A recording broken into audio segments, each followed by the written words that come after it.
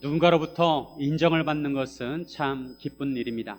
한 가족 안에서도 인정받는 것이 얼마나 어렵습니까? 남편은 아내에게, 아내는 남편에게, 자식은 부모에게, 부모는 자녀에게 당신이 최고야 이런 인정을 받는다는 것은 정말 기쁜 일입니다. 하지만 하나님으로부터 인정을 받는다면 얼마나 더 기쁠까요? 그런데 하나님께 인정을 받는 것은 인간의 운명과 우리의 운명과 관계가 있습니다. 하나님에게 의인으로 인정을 받으면 그 사람은 천국에서 하나님과 영원한 안식을 누리게 될 것입니다. 반면에 하나님으로부터 인정을 받지 못한다면 그 사람은 지옥에서 영원한 고통을 받게 될 것입니다. 우리는 하나님으로부터 의인으로 인정을 받아야 합니다. 그럼 어떻게 해야 의인으로 인정을 받을 수 있을까요? 유대인들은 전통적으로 자신들은 하나님으로부터 선택을 받은 민족으로서 당연히 하나님께 인정을 받는다고 생각을 했습니다. 그런데 사도 바울은 그것이 아니라고 합니다. 유대인들이 하나님께 의인으로 인정받는 근거는 율법과 할례였습니다. 유대인들이 하나님으로부터 율법을 받았기에, 할례를 행했기에 당연히 의인으로 인정받을 줄 생각했습니다. 하지만 사도 바울은 그것은 잘못된 생각이라고 합니다. 어렸을 때 깃대 쓰러뜨리기 놀이를 해본 적이 있을 것입니다. 흙이나 모래를 산처럼 이렇게 모아놓고 그 가운데 나무 막대, 깃대를 딱 꽂아 놓습니다. 그리고 가위바위보를 해가지고 이긴 사람부터 흙을 이렇게 가져가는 거예요. 순서대로. 그리고 그 깃대를 그런데 넘어뜨리면 안 되고 건들면 안 됩니다. 그 깃대를 넘어가게 하는 사람이 바로 게임에서 지는 것입니다. 돌아가면서 흙을 계속 가져가다 보면 결국에는 깃대를 지지 않은 흙이 점점 없어집니다. 그리고 결국에는 그 깃대가 넘어지게 되고 그 깃대를 넘어뜨리는 사람이 꼴찌가 되는 것입니다. 사람들은 자신이 의인이라는 깃대를 지탱하기 위해서 여러 가지 돌이나 흙으로 깃대를 지탱합니다. 자신의 의로운 행동, 할례, 율법 등으로 지탱합니다. 만약에 의인은 이런 것들로 인정받는 것이 아니라고 한다면 그 깃대는 쓰러지고 맙니다. 그러면 우리는 무엇으로 우리가 의인이라고 인정을 받을 수 있을까요? 세상 사람들은 이런 깃대를 세우기 위해서 선한 행동을 하고 자본주의 사회니까 돈을 많이 벌고 또 명예와 권력으로 지탱을 하려고 합니다. 그러면 하나님을 믿는 우리는 무엇으로 하나님으로부터 의인이라고 인정받을 수 있을까요? 오늘 이에 대해서 함께 말씀을 나누고자 합니다. 첫째, 행동으로 인정받는 것이 아닙니다. 행위로 인정받는 것이 아닙니다. 의인은 행동이나 행위로 인정받을 수 있는 것이 아닙니다. 우리가 의로운 행동을 하면 사람들로부터 의인이라고 인정받을 수 있을지 모릅니다. 하지만 행동을 통해서는 하나님으로부터 의인이라고 인정을 받지 못합니다. 길 가다가 갑자기 쓰러진 사람을 도와준다든지, 그리고 어려움에 처한 사람을 도와주는 건 참 선한 일이지만 그런 선행을 통해서는 하나님께 인정을 받지 못한다는 것입니다. 사도 바울은 유대인들이 잘 알고 있는 그들의 조상 아브라함을 예로 듭니다. 아브라함은 하나님으로부터 의롭다함을 받았습니다.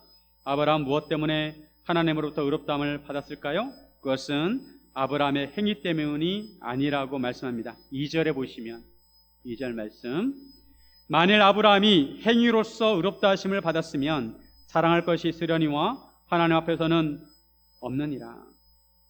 아브라함은 행위로 의롭다함을 받지 않았다는 것입니다. 그러기에 하나님 앞에 자랑할 것이 없습니다. 물론 아브라함이 의롭게 행할 때도 있고 착한 일 할 때도 있었죠. 근데 아무리 그렇더라도 그걸 통해서는 의인으로 인정을 받지 못한다는 것입니다. 자랑할 것이 없다는 것입니다. 하나님 앞에서.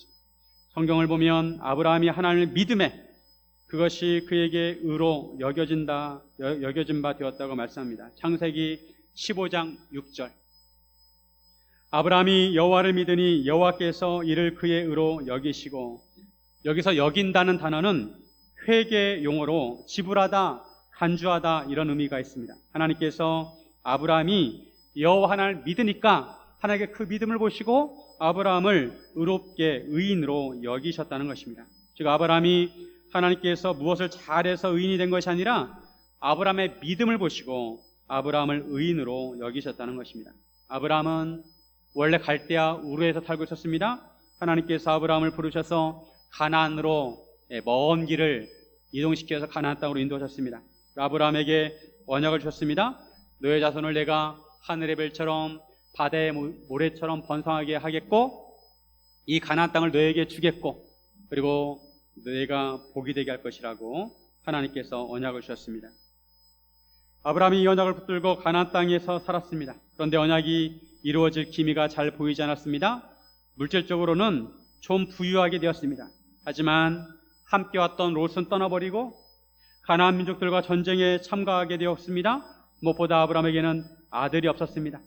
10년이 넘었는데도 10년이 지났는데도 상속자가 없었습니다. 오늘날은 후손에 대해서 옛날에 비해서 덜 중요하게 생각합니다. 하지만 그 당시에 후손과 상속자는 매우 중요하게 여겼습니다.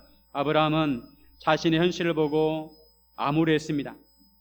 자기와 아내 몸은 점점 늙어가고 아들이 생기지 않았습니다. 아브라함은 하나님께 자기에게 상속자가 없다고 하소연을 합니다. 아들이 없다는 것입니다. 그때 하나님께서 아브라함을 집 밖으로 이끄셔서 밤하늘의 별들을 보여주십니다. 밤에 별들이 반짝입니다.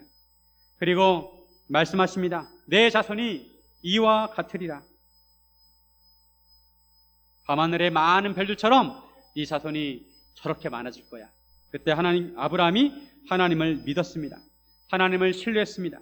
하나님의 말씀과 약속을 신뢰했습니다. 이렇게 하나님을 신뢰하는 아브라함을 하나님께서 의인으로 여기셨다는 것입니다.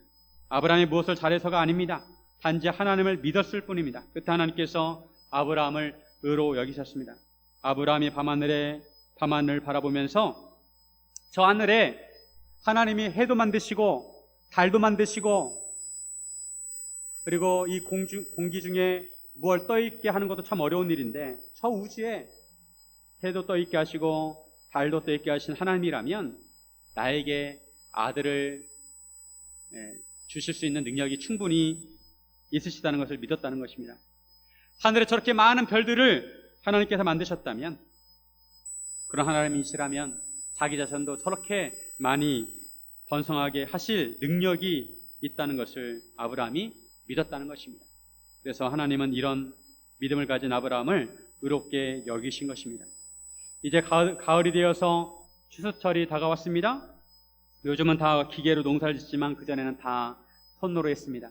모를 심을 때도 줄을 맞춰가지고 줄하면서 일일이 다 손으로 모를 심었고 벼를 벨 때도 손으로 일일이 다 낫으로 벼를 뱄습니다. 그래서 이런처럼 이제 가을은 바쁜 시기이기 때문에 서로 도와줍니다. 다른 사람의 논에 가서 하루 종일 배를 베어주면 품삯을 받습니다. 하루 품삯. 만약에 품삯을 주지 않으면 당연히 품삯을 달라고 요구할 것입니다. 이러한 자에게 그 싹은 은혜로 여기지 않습니다. 당연히 여깁니다. 1시간이라든지 10시간이라든지 그에 대한 싹을 계산해서 품삯을 지불합니다. 사람들이 일을 하고 받는 돈은 은혜로 생각하지 않습니다. 선물로 생각하지 않습니다. 그 싹을 자기가 일한 대가로 받는 보수로 당연히 여깁니다. 그런데 믿음으로 의롭게 여겨지는 것은 품삯이 아니라 은혜이고 선물이라는 것입니다. 일을 하지 않았는데도 품삯을 주는 것입니다. 일을 하지 않았는데도 주는 선물입니다. 이처럼 경건하지 아니한 자를 의롭다 하시는 일을 믿는 자에게는 그의 믿음을 의로 여기십니다. 행동은 경건하지 않습니다. 그럼에도 그 사람을 의롭다고 여기시는 하나님을 믿는 자는 그 믿음을 통해서 하나님께서 그를 의롭게 여기십니다. 즉 믿음을 통해 의로 여기시는 것이 선물입니다. 이처럼 의롭게 여김을 받은 사람이 다윗이었습니다. 다윗은 하나님의 용서를 체험했습니다. 오늘 본문 6절과 7절에 보면 일한 것이 없이 하나님께 의로 여기심을 받는 사람의 복에 대하여 다윗이 말한 바 불법이 사함을 받고 죄가 가려짐을 받는 사람들은 복이 있고. 사도 바울은 다윗을 예로 들었습니다. 다윗은 일한 것이 없이 하나님께 의로 여김을 받은 자라는 것입니다. 그러면서 다윗이 지은 시편 23편을 인용합니다. 다윗은 불법이 용서함을 받고 죄가 가려짐을 받은 사람은 복이 있고 주께서 그 죄를 인정하지 아니하실 사람은 복이 있다고 하였습니다. 다윗은 신실한 사람이었습니다. 하나님을 사랑했고 믿음으로 골리앗을 쓰러뜨렸고 무엇을 하더라도 하나님께 물어보고 왔습니다. 그리고 항상 하나님의 뜻을 따라 했고 아무도 관심 없었지만 하나님의 언약궤를 모셔와서 모셨습니다.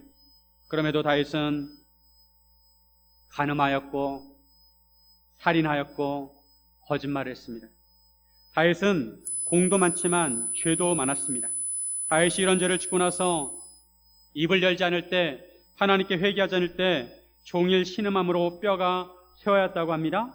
하나님께서 그를 짓눌러 그의 진액이 빠져서 여름 가뭄에 마름같이 되었다고 하였습니다. 그런데 다윗이 하나님께 죄를 자복하고 용서를 구했을 때, 회개했을 때 즉시 하나님께서 그를 용서해 주시고 죄악을 사해 주셨습니다.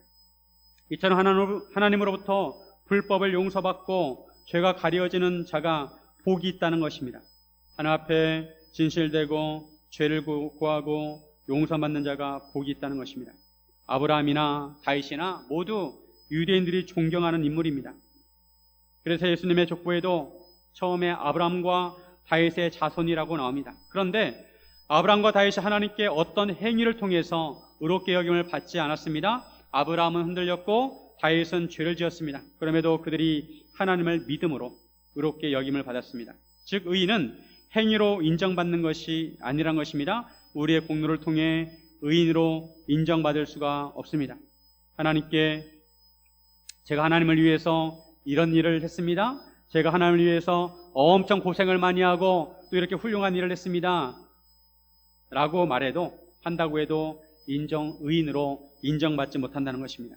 누가복음 18장에 보면 바리새인과 세리가 성전에 가서 하나님께 기도를 드립니다. 바리새인은 자신의 공로를 자랑합니다. 바리새인은 이렇게 기도했습니다. 저는 다른 사람들과 질이 다릅니다. 저기 돈을 받는 저 세리와도 같지 않습니다. 저는 일주일에 2번씩 금식하고 11조도 꼬박꼬박 합니다. 근데 세리는 너무 하나님 앞에 죄송스러워가지고 하늘을 똑바로 쳐다보지도 못하고 자기 가슴을 치면서 자기를 불쌍히 여겨달라고 하나님께 기도합니다. 자기는 죄인이라는 것입니다. 바리새인은 자기 공로를 의지해서 기도하였고 세리는 하나님의 자비를 의지해서 기도했습니다. 그런데 의롭다 하심을 받은 사람은 바로 세리라는 것입니다. 예수님께서 이 비유를 왜 말씀하셨을까요? 누가복음 18장 9절에 보면 또 자기를 의롭다고 믿고 다른 사람을 멸시하는 자들에게 이 비유로 말씀하시되, 놀랍게도 바리새인은 자기를 의롭다고 믿었습니다. 하나님께 의인으로 인정을 받는다고 생각을 했습니다. 그러면서 다른 사람을 멸시했습니다. 다른 사람을 비판하고 자기는 의롭다고 생각을 한 것입니다. 그런데 실상은 그렇지 않다는 것입니다. 하나님이 의롭게 여기시는 사람은 자기를 의롭게 여기고 다른 사람을 비판하는 바리새인이 아니라 바로 하나님의 자비를 의지한 세리라는 것입니다. 내가 하나님을 위해서 무엇을 조금 했다고 그것을 의롭다고 생각하는 것은 오해입니다. 행위로 의롭다함을 받을 수가 없습니다. 하나님 앞에 자랑할 사람이 아무도 없습니다. 자신에게 자랑할 것이 없다고 생각하는 사람은 함부로 다른 사람을 판단하지도 않습니다. 자기 코가 석자인데 어떻게 다른 사람을 판단할 수가 있습니까? 항상 하나님 앞에 겸손할 수밖에 없습니다. 행위로는 의롭다함을 받지 못합니다. 사랑하는 성도 여러분, 자기의 행위를 의지하지 말고 항상 하나님 앞에 겸손하시기를 주님의 이름으로 축원드립니다. 둘째, 자격증으로 인정받는 것이 아닙니다. 사람들 사이에서는 자격증이 중요합니다. 자격증이 그 사람을 보증해 줍니다. 유대인이 자격증처럼 생각한 것이 율법과 할례였습니다. 그런데 아브라함이 의롭다함을 받은 것은 율법과 할례를 받기 이전이었습니다. 즉 아브라함이 율법과 할례 때문에 의롭다함을 받지 않았다는 것입니다. 즉 자격증으로 인정을 받을 수가 없습니다. 9절에 보시면 그런즉 이 복이 할례자에게나 혹은 무할례자에게도냐, 무릇 우리가 말하기를 아브라함에게는 그 믿음이 의로 여겨졌다 하노라. 하나님으로부터 의롭다함을 받는 복이 할례자냐 아니면 무할례자냐, 여기에 따라서 결정되는 것이 아니라는 것입니다. 아브라함은 그의 믿음이 의로 여겨졌습니다. 아브라함이 의롭게 여겨진 것은 아브라함이 할례를 받았을 때가 아니라 할례를 받기 이전에 무할례 때였습니다. 아브라함이 하나님으로부터 믿음으로 의롭다함을 받은 것은 창세기 15장에서입니다. 그리고 하나님께서 아브라함에게 할례를 행하라고 한 것은 창세기 17장입니다. 창세기 17장 10절에 보면 너희 중 남자는 다 할례를 받으라. 이것이 나와 너희와 너희 후손 사이에 지킬 내 언약이니라. 아브라함이 할례를 행한 것은 그가 99세였습니다. 아브라함이 할례를 받기 전에 의롭다함을 받았습니다. 즉 할례를 받았다고 의롭다함을 받은 것이 아니란 것입니다. 오히려 무할례일 때 의롭다함을 받았습니다. 단지 아브라함이 할례의 표를 받은 것은 할례를 받지 않았을 때 믿음으로 된 의를 인친 것입니다. 그 이전에 아브라함이 믿음으로 의롭다함을 받았는데 그의 의를 할례로 나중에 인친 것입니다. 언약의 표징에 도장을 찍은 것입니다. 이것은 할례를 받지 않았지만 하나님을 믿는 모든 사람의 조상이 되어서 그들도 의로 여기심을 얻게 하기 위해서입니다. 또한 할례자의 조상이 되어서 할례를 받는 자 중에서도 아브라함처럼 믿음을 통해 의롭다함을 받을 자를 위해서 그렇게 하신 것입니다. 즉 할례자나 무할례자나 믿음을 통해서 의롭게 된다는 것입니다. 할례를 했느냐 안 했느냐 상관없이 믿음을 통해서 의롭게 된다는 것입니다. 또한 아브라함이 의롭다함을 받은 것은 율법을 통해서가 아닙니다. 율법은 아브라함으로부터 500년이 지난 다음에 모세가 받은 것입니다. 13절에 보시면 아브라함이나 그 손에게 세상의 상속자가 되리라고 하신 언약은 율법으로 말미암는 것이 아니요 오직 믿음의 의로 말미암는 것이니라. 율법은 의롭다함을 받는 근거가 아닙니다. 아브라함은 율법을 받기 전에 그의 믿음을 통해서 언약을 받았습니다. 만약에 율법에 속한 자들이 상속자이면 믿음은 헛것이고 약속이 파기가 된다는 것입니다. 율법은 하나님의 진노를 이루게 하는 것입니다. 율법은 죄를 규정하는 것이고 그 죄를 통해 하나님께서 벌을 내리십니다. 아브라함은 율법에 속한 자나 믿음에 속한 자 모든 사람의 조상이 되었습니다. 율법이나 할례가 아니라 은혜로 의의 상속자가 되는 것입니다. 제가 아브라함은 믿음으로 의롭게 여김을 받았습니다. 그럼 아브라함은 하나님을 어떤 하나님으로 믿었을까요? 17절 우리 같이 한번 읽겠습니다. 기록된 바 내가 너를 많은 민족의 조상으로 세웠다 함심과 같이 그가 믿은 바 하나님은 죽은 자를 살리시며 없는 것을 있는 것으로 부르시는 이시니라. 이 말씀은 창세기 17장 5절을 인용한 말씀입니다. 아브라함의 이름은 원래 아브람이었습니다. 근데 하나님께서 아브람을 아브라함으로 고쳐주셨습니다. 아브라함은 존귀한 아버지 이런 뜻이고 아브라함은 열국의 아버지, 열방의 아버지, 여러 민족의 아버지 이런 뜻입니다. 하나님께서 아브람을 아브라함으로 이름을 고쳐주신 것은 아브라함의 자손이 번성하게 하시겠다는 것입니다. 아브라함이 단지 유대인만의 조상이 아니라 여러 민족의 조상이 되게 하신다는 것입니다. 그런데 그때 아브라함은 안타깝게도 아들이 하나도 없었어요. 아들이 하나도 없어요. 단지 첩인 애굽 여자 하가를 통해 낳은 이스마엘밖에 없었습니다. 하지만 하나님께서 이스마엘은 인정하지 않았습니다. 하나님께서 사라를 통해서 낳은 아들, 즉 언약의 아들만 인정하신다고 하십니다. 그래서 사레를 사라로 이름을 바꿔주십니다. 사라는 여러 민족의 어머니란 뜻입니다. 그런데 아브라함의 나이가 99세이고 사라의 나이가 89세입니다. 이미 생리적으로 물리적으로 아기를 낳을 수 없는 나이입니다. 그런데 놀라운 것은 하나님께서 이런 말씀을 하셨을 때 아브라함이 믿었다는 것입니다. 아브라함은 하나님을 신뢰했습니다. 하나님은 죽은 자를 살리시는 생명의 하나님이시고 없는 것을 있는 것 같이 하시는 창조의 하나님이시라는 것을 믿었습니다. 하나님께서는 이런 믿음을 가진 아브라함을 의롭게 여기셨습니다. 오늘날 우리가 예수를 믿을 때 할례를 행하지는 않습니다. 기독교에서 할례라는 의식은 없습니다. 다만 할례와 비슷한 의식이 있는데 그것은 세례입니다.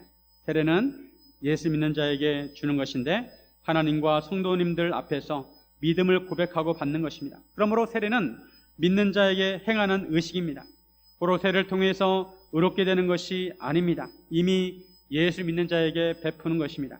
그래서 엄밀하게 말하면 세례를 받았다고 구원을 받는 것이 아닙니다. 구원은 믿음으로 받습니다.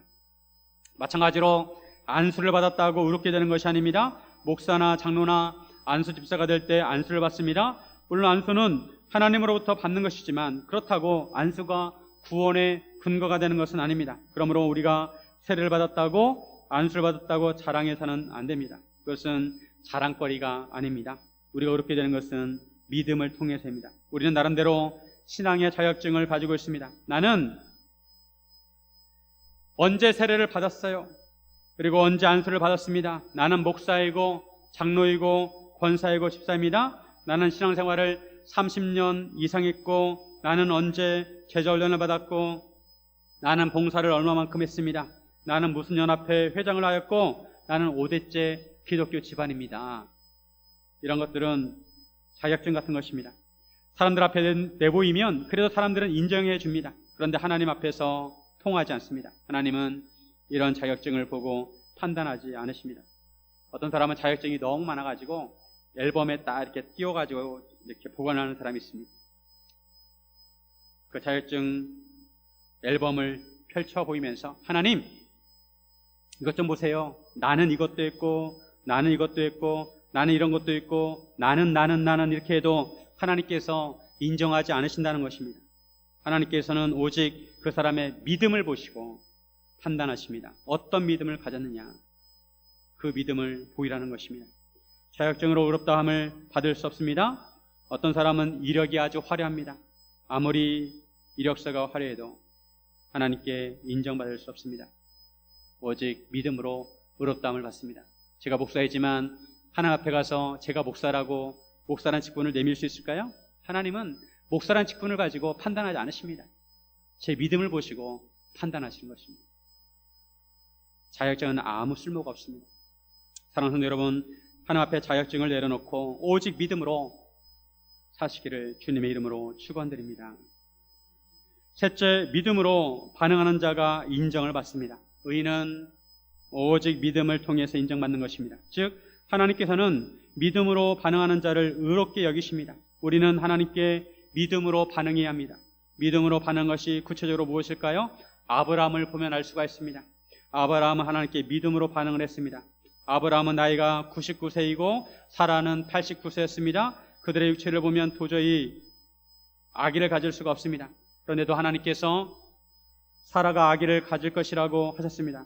그때 아브라함이 그것을 믿었다는 것입니다. 18절과 19절에 아브라함이 바랄 수 없는 중에 바라고 믿었으니 이는 내 후손이 이가 되리라 하신 말씀대로 많은 민족의 조상이 되게 하려 하심이라. 그가 100세나 되어 자기 몸이 죽은 것 같고 사라의 태가 죽은 것 같음을 알고도 믿음이 약하여지지 아니하고. 창세기 17장에 보면 아브라함이 반신반의하는 모습이 나옵니다. 하나님께서 아브라함에게 아들을 낳을 것이라고 하시자 아브라함은 웃으면서 마음속으로 하나님 어떻게 100세가 된 사람이 아기를 낳을 수가 있습니까? 제 아내는 90세인데 어떻게 그 사람이 아기를 출산할 수가 있습니까? 생각했습니다. 그러면서 아브라함은 하나님께 그저 이스마엘이나 하나님 앞에 살기를 원합니다 라고 했습니다. 하나님, 제가 이 나이에 무슨 영화를 보겠다고 아들 낳을 수 있겠습니까? 선하 제한 하나 더 이상 아기를 낳을 수가 없습니다. 그저 있는 아들이나 잘 크게 해주십시오. 비록 첩을 통해서 낳은 아들이지만 이스마엘이나 건강하게 자라기를 바랍니다. 이렇게 반응을 했다는 것입니다. 하지만 하나님께서 분명히 사라가 아들을 낳을 것이라고 말씀하셨습니다. 아들 이름까지 알려주십니다. 그 아들을 낳을 텐데 그 아들의 이름은 이삭이다. 그리고 하나님께서 올라가셨습니다. 그리고 아브라함은 하나님 말씀을 따라서 할례를 행하게 됩니다. 이스마엘과 그 집안의 모든 사람의 포피를 배웠습니다. 이런 행위를 보면 아브라함이 하나님의 말씀을 믿었다는 것입니다. 처음에는 반신반의했지만 하나님의 말씀을 믿었다는 것입니다. 이천 하나님께서 아브라함에게 나타나셨을 때 창세기 17장 1절에 보면 자신을 전능한 하나님이라고 소개를 합니다. 나는 전능한 하나님이라. 나는 전능한 하나님이다. 하나님께서 전능한 하나님이라고 소개를 하신 것은 하나님의 능력을 믿으라는 것입니다. 인간의 작은 머리를 믿지 말고 하나님의 크신 능력을 믿으라는 것입니다. 하나님은 능치 못할 일이 없으신 전능하신 하나님이시라는 것입니다. 여러분, 전능한 하나님을 믿으십니까? 아브라함은 하나님을 믿었습니다. 인간의 이성으로는 바랄 수 없는 중에 하나님을 믿었습니다. 아브라함은 결국 자기가 100세가 되어 자기 몸이 죽은 것 같고 사라의 태가 죽은 것 같음을 알고도 믿음이 약하여지지 않았습니다. 하나님의 약속을 의심하지 않고 믿음으로 견고해져서 하나님께 영광을 돌렸습니다. 아브라함은 약속하신 것을 하나님께서 능히 이루실 것을 확신했습니다. 하나님의 약속을 굳게 붙들었고 하나님께서 약속을 반드시 이루실 것을 확신하였습니다. 이것이 바로 믿음입니다. 믿음은 하나님의 약속을 굳게 믿는 것이고 하나님의 능력을 확신하는 것입니다. 그 약속을 이루실 능력이 있다는 것을 확신하는 것입니다. 하나님께서는 이런 믿음을 가진 아브라함을 의롭게 여기신 것입니다. 이처럼 아브라함이 믿음을 의롭게 되는 것을 보여주신 것은 단지 아브라함만 위한 것이 아닙니다. 바로 이제 예수님을 믿음으로 의롭게 될 우리를 위함입니다. 24절과 25절에 보시면 같이 한번 읽습니다. 의로 여기심을 받을 우리도 위함이니 곧 예수 우리 주를 죽은 자 가운데서 살리신 이를 믿는 자니라. 예수는 우리가 범죄한 것 때문에 내줌이 되고 또한 우리를 의롭다 하시기 위하여 살아나셨느니라. 여러분, 하나님께서 예수님을 죽은 자 가운데서 살리신 것을 믿으십니까? 아브라함이 죽은 몸 같은 자기와 사라를 통해서 하나님께서 아들을 낳게 하실 것을 믿은 것처럼 우리가 예수님을 죽은 자 가운데서 살리신 하나님을 믿으면 우리도 아브라함처럼 의롭게 여김을 받는다는 것입니다. 아브라함이 어떤 믿음을 가졌느냐? 자기 몸이 죽은 것 같고 사라도 죽은 것 같은데 그 몸을 통해서 하나님이 아들을 낳게 하실 거라는 것을 믿었습니다. 그런 아브라함의 믿음을 보신 하나님이 아브라함을 의롭게 여기셨다는 것입니다. 마찬가지로 우리가 죽은 사람은 인간의 이성으로 생각하면 도저히 살아날 수가 없는데 하나님이 죽은 예수님을 다시 살리신 것을 믿으면, 그런 하나님을 믿으면 그 믿음을 보고 하나님께서 우리를 의롭게 여기신다는 것입니다. 그러므로 예수님의 살아나심은 의미가 큽니다. 바로 우리를 의롭게 하시기 위해서 예수님께서 살아나신 것입니다. 우리가 예수님께서 죽은 자 가운데 살아나심을 믿어야 의롭게 되기 때문에 예수님께서 죽으시고 다시 살아나신 것입니다. 우리를 의롭게 하시기 위해서.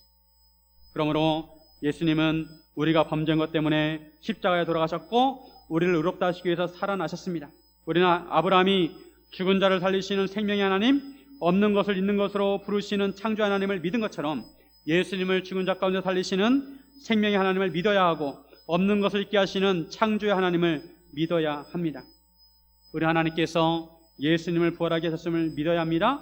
그래서 부활의 믿음이 중요합니다. 우리가 부활의 믿음을 가질 때 하나님께서 우리를 의롭게 여기십니다. 아브라함도 부활의 믿음을 가졌습니다. 아브라함도 완전하지는 않았습니다. 하나님의 언약을 믿고 가나안 땅에 갔는데 그 땅에 기근이 들었습니다. 그래서 애굽으로 피했습니다. 그러다가 아내 사라를 바로에게 빼앗기는 위험에 빠졌지만 하나님께서 구해줬습니다. 하나님께서 아브라함의 믿음을 견고하게 하셨습니다. 하나님께서 아브라함에게 아들을 이삭을 주시고 아브라함을 시험하십니다. 이삭을 제물로 바치라는 것입니다. 100세 때 얻은 아들을 하나님이 제물로 바치래요. 십몇 년이 지났는데. 눈에 넣어도 아프지 않을 아들, 어렵게 기적으로 얻은 아들을 이삭을 번제로 바치라는 것입니다. 이것은 인간적으로 있을 수 없는 일입니다. 누구라도 시험에 들 수밖에 없습니다. 하지만 아브라함은 말없이 순종합니다. 새벽에 일찍 일어나서 그 다음날 이삭을 데리고 모리아 산으로 갑니다. 3일 동안 걸어갔습니다. 아브라함이 모리아 산에 도착해서 종들은 산 밑에 남겨놓고 이삭만 데리고 올라갑니다. 산에 제단을 쌓고 나무를 버려놓고 아들 이삭을 묶어가지고 나무 위에 올려놓습니다. 그리고 칼을 들어서 이삭을 잡으려고 했습니다. 그때 하나님께서 아브라함을 말리십니다. 창세기 22장 12절. 사자가 이르시되 그 아이에게 내 손을 대지 말라. 그에게 아무 일도 하지 말라. 내가 내 아들 내 독자까지도 내게 아끼지 아니하였으니 내가 이제야 내가 하나님을 경외하는 줄 아노라. 하나님께서 아브라함이 하나님을 경외하는 줄 아셨다는 것입니다. 아브라함의 믿음이 진실되다는 것을 아셨다는 것입니다. 그런데 이때 아브라함이 실제로 이삭을 잡으려고 했을까요? 아니면 흉내만 내고 잡는 척 했을까요? 이삭을 죽이면 하늘의 별처럼 된다는, 많은 자손이 생긴다는 그 언약이 사라지는 것입니다. 아들 어떻게 또 낳을 수 있겠습니까? 인간적으로 도저히 이해할 수가 없습니다. 하지만 아브라함은 실제로 이삭을 잡으려고 했습니다. 이삭을 죽여서 하나님께 번제로 드리려고 했습니다. 하나님께서 그렇게 명령하셨기 때문입니다. 어떻게 보면 어떻게 아버지가 아들을 그렇게 할 수 있을까 생각할 수 있습니다. 하지만 아브라함은 하나님에 대한 믿음이 있었습니다. 히브리서 11장 19절, 그가 하나님이 능히 이삭을 죽은 자 가운데서 다시 살리실 줄로 생각한지라 비유컨대 그를 죽은 자 가운데서 도로 받은 것이니라. 자기가 이삭을 죽여도 하나님이 이삭을 다시 살리실 것을 믿었다는 것입니다.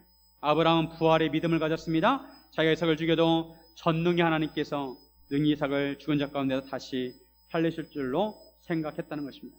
아브라함은 먼저 죽은 몸 같은 자신을 통해 이삭을 낳게 하신 하나님의 능력을 체험했습니다. 그 능력을 믿고 체험했습니다. 그러기에 이삭을 죽인다 하더라도 생명의 하나님께서 이삭을 다시 살리실 것을 믿었다는 것입니다. 이런 믿음을 통해서 아브라함이 의롭다함을 받았습니다. 하나님께서 우리에게 이런 믿음을 원하십니다.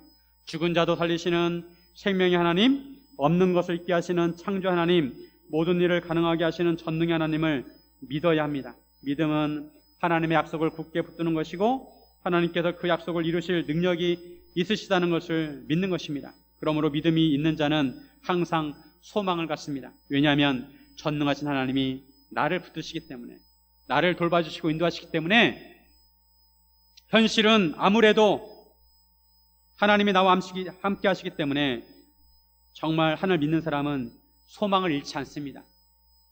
소망을 항상 가지고 있는 것입니다. 깃대 넘어뜨리기 놀이에서 흙을 다 제거하면 깃대가 넘어지게 되어 있습니다. 사실 우리가 의지하는 것들을 다 제거하면 깃대가 넘어지게 되어 있습니다. 만약 우리가 의인의 깃대를 우리의 행위나 우리의 공로나 우리의 자격증이나 우리의 이력서로 지탱하고 있었다면 그런 것들을 다 제거해야 합니다. 그리고 믿음으로 깃대를 붙들어야 합니다. 그렇다고 우리의 믿음이 어떤 능력이 있다는 것이 아닙니다. 하나님께서 우리가 믿음으로 붙들면 하나님께서 우리의 깃대를 붙잡아 주시는 것입니다. 하나님께서 그 깃대를 능히 세우실 수 있다는 것을 믿어야 합니다. 우리는 믿음으로 약속의 깃대를 세워야 합니다. 흙을 다 없앨지라도 하나님께서 우리의 믿음을 보시고 그 깃대를 붙드시는 것을 믿어야 합니다. 이제는 깃대를 땅에서 흙으로 돌로 세우는 것이 아니라 믿음으로 하늘에 묶어야 합니다. 믿음으로 하늘에 묶어야 합니다. 그래야 깃대가 세워지는 것입니다. 성경에 보면 이런 믿음을 강조하고 있습니다. 광야에서 이스라엘 백성이 죄를 범해가지고 불뱀에 물려서 다 죽어가고 있는데 하나님께서 놋뱀을 만들어가지고 장대 위에 달라고 합니다. 그리고 죽어가는 사람들에게 놋뱀을 바라보라고 합니다. 놋뱀을 바라보면 산다는 것입니다. 그런데 그 말씀을 무시하고 어떻게 놋뱀을 바라본다고 살아? 믿지 않고 바라보지 않는 사람은 죽어간 것이고 놋뱀을 바라본 사람은 살게 된 것입니다. 믿음으로 깃대를 세워야 합니다. 우리의 현실을 보면 깃대가 곧 쓰러질 것 같습니다. 하나님의 약속을 믿고 가나안 땅에 왔는데 그 땅에 기근이 들었습니다. 몸은 점점 쇠약해 가는데 아들이 생기지 않습니다. 인간의 생각으로 만든 아들은 있지만 하나님께서 그 아들을 인정하지 않습니다. 주변의 상황을 둘러보면 깃대가 곧 쓰러질 것 같습니다. 하지만 그런 상황에서 아브라함은 소망을 가졌습니다. 밤하늘의 별을 보면서 소망을 가졌습니다. 하나님께서 아들을 주신다고 하셨으니까 꼭 주실 거야. 여러 민족의 조상이 된다고 하셨으니까 창조의 하나님, 전능의 하나님께서 꼭 그 약속을 이루실 거야 믿었습니다. 얼굴엔 찬바람이 불어와도 밤하늘의 별을 세면서 소망을 가졌습니다. 하나님은 반드시 이루실 거야. 하나님은 약속을 반드시 이루실 거야. 이것이 믿음입니다. 하나님 믿는 자는 소망으로 살아야 합니다. 소망을 가진 사람은 물이 오른 것처럼 생기가 있습니다. 사랑하는 성도 여러분, 여러분은 어떤 소망을 가지고 있습니까? 여러분은 믿음을 통해 어떤 소망을 가지고 있습니까? 무엇이 이루어지기를 바라십니까? 사랑하는 여러분, 하나님의 말씀에 믿음으로 반응하시기를 바랍니다. 약속의 깃대를 믿음으로 붙드시길 바랍니다. 그리고 하나님을 믿고 소망으로 사시기를 주님의 이름으로 축원드립니다. 함께 기도하겠습니다.